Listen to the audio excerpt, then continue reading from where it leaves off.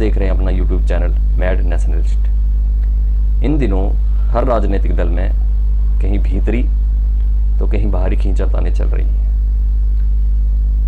हर राजनीतिक दल गोवा, मणिपुर, उत्तराखंड, पंजाब और उत्तर प्रदेश में होने वाले आगामी विधानसभा चुनावों की तैयारी में अभी से जुट गया है,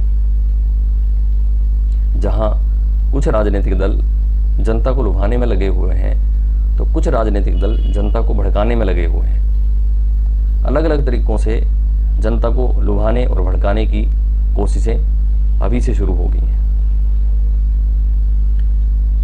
चाहे वर्तमान की सरकारें कितना भी अच्छा काम कर लें, कितना भी जनता के हित में काम कर लें, लेकिन विपक्ष उस काम को विफल बनाने में लगा हुआ है और जनता को ये बताने में लगा हुआ है कि ये काम जो है वो जनता के अनहित में है।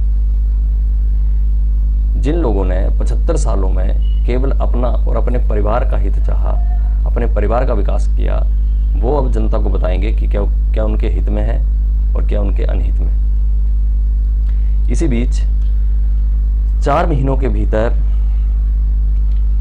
उत्तराखंड में 3 मुख्यमंत्रियों का बदला जाना कहीं ना कहीं चिंता बढ़ाने का काम कर रहा है। और अभी 2 दिन पहले ही केंद्रीय मंत्रिमंडल में बहुत बड़ा बदलाव करते हुए जहां बड़े बड़े मंत्रियों की कुर्सी चली गई, वहीं पर 7 मंत्रियों को पदोन्नत किया गया है, जिनका पिछला कार्यकाल काफ़ी प्रभावशाली रहा। और वहीं 36 नए चेहरों को इस मंत्रिमंडल में शामिल किया गया है। कैबिनेट विस्तार में चुनावी राज्यों पर अधिक फोकस किया गया है और इस कैबिनेट विस्तार में पिछड़ी और अति पिछड़ी जातियों पर खास ध्यान दिया गया है। और इसके साथ ही 2022 उत्तर प्रदेश और 2024 के चुनावों को ध्यान में रखते हुए इस मंत्रिमंडल का विस्तार किया गया है।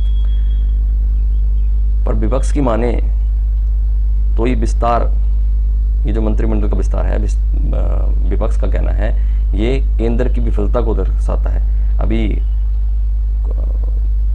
कल ही कांग्रेस पार्टी के एक मंत्री हैं सूरजवाला, पता नहीं कौन है, सूरजवाला, मैं तो उसका नाम ही लेना चाहता, सूरजवाला वैसे उसका नाम है। तो वो कहता है कि मोदी सरकार की विफलता के कारण देश में कोरोना फैला और मोदी सरकार हर मोर्चे पे विफल रही।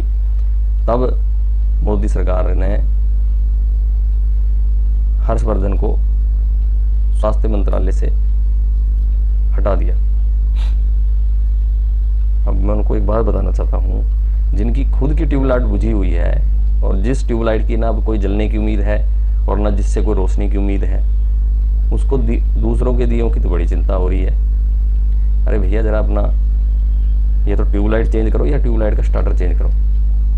दूसरों की चिंता छोड़ो, दूसरों को दिए में कितना तेल है और दूसरों के दिए में लो आ रही है या दिया बुझने वाला है, उसकी चिंता मत करो, पहले अपनी ट्यूबलाइट को सही करो। विपक्ष इस मामले में चुटकी ले रहा है और इस मामले को भुनाने में लगा हुआ है। विपक्ष को मानो जैसे कोई संजीवनी बूटी मिल गई हो और विपक्ष को ऐसे लग रहा है ये संजीवनी बूटी मोदी सरकार के सामने मूर्छित पड़े हुए विपक्ष को फिर से नया जीवन देगी, जो कि एक कल्पना मात्र है।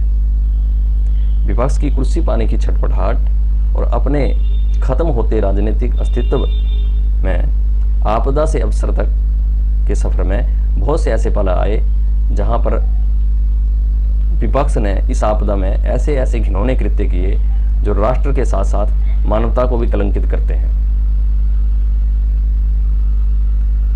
तो ये क्या सही में मोदी सरकार का दिया बुझने वाला है? नहीं। ऐसा जो लोग सोचते हैं ये वही मानसिकता के लोग हैं जो कभी कहा करते थे कि धारा 370 तो कभी हट ही नहीं सकती, राम मंदिर तो कभी बनेगा ही नहीं और मोदी कभी प्रधानमंत्री नहीं बनेंगे। इन लोगों की तरह आप भी भ्रम में रहना छोड़ दें। पिछले 5 सालों में बहुत कुछ बदला है और आगे भी बहुत कुछ बदलने वाला है। बस आप थोड़ा संयम रखिए और भरोसा रखिए। अब मंत्रिमंडल में विस्तार करना क्या मोदी सरकार की विफलता है? नहीं, मंत्रिमंडल में विस्तार करना मोदी सरकार की कूटनीति का एक विशेष हिस्सा है। आपने ध्यान दिया होगा, इस मंत्रिमंडल में युवाओं, महिलाओं को मौका दिया गया है और खासकर ध्यान देने वाली बात है, इस मंत्रिमंडल में उन मंत्रियों को पदोन्नत किया गया है जिनका पिछला कार्यकाल काफी प्रभावशाली रहा। और इस बार मंत्रिमंडल में सहयोगी दलों को भी खास ध्यान रखा गया है और उसके साथ साथ ओबीसी और एससी कोटे से बहुत से मंत्रियों को जगह दी गई है। और ये जो एससी और ओबीसी कोटे से जो भी मंत्री बनाए गए हैं, ये हर मंत्री अलग अलग समुदाय में अपनी पकड़ रखता है और अलग अलग समुदाय की अगुवाई करता है, जिसके जरिए 2022 उत्तर प्रदेश और 2024 के रास्ते को सुगम करने की सरकार की ये प्लानिंग है। नए मंत्रिमंडल पर अब जहां ज़्यादा जिम्मेदारियां हैं, वहां नए मंत्रिमंडल पर चुनौतियां भी बहुत हैं। अब जहां कोरोना की तीसरी लहर के साथ लड़ने की चुनौती है, वहीं पर साल के अंत तक देश में टीकाकरण करने की भी चुनौती है। वहीं कोरोना के बाद अब आर्थिक रूप से देश को खड़ा करने के साथ साथ रोजगार पैदा करने की भी चुनौती है। वहीं 2 साल में डूब चुकी शिक्षा प्रणाली को पटरी पर लाने के साथ साथ बच्चों के भविष्य को भी नई दिशा देने की चुनौती है। वहीं अब महंगाई के साथ साथ देश को आत्मनिर्भर बनाने की भी चुनौती है।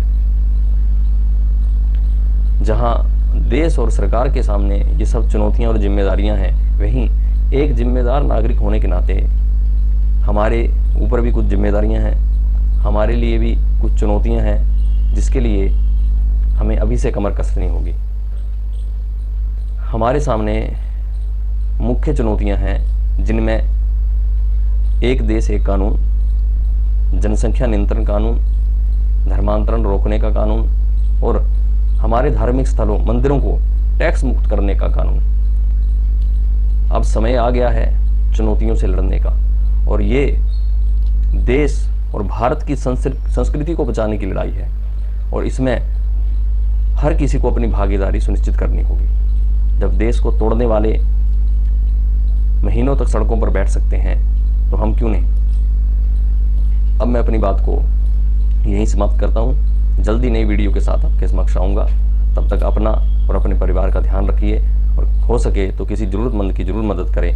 वीडियो अच्छी लगी हो तो वीडियो को शेयर करें, और अभी तक आपने चैनल को सब्सक्राइब नहीं किया है तो हमारे चैनल मैड नेशनलिस्ट को सब्सक्राइब करें।